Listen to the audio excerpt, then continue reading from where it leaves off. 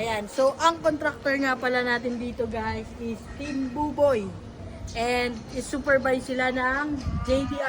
Quick outsir tayo muna din sa loob.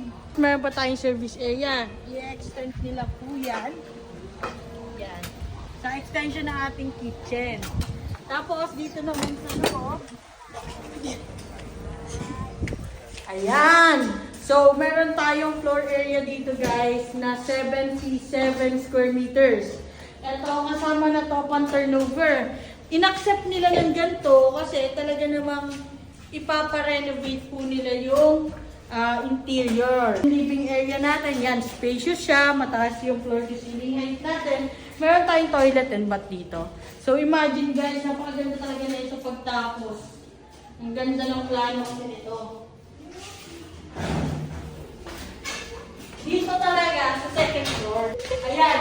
So, provision to guys for 3 bedroom. Ganda na sa single attached. So, napakaganda ng ventilation niya. After 4 months guys, matatapos na tong unit. 4 months yung binigay na lead time ng contractor.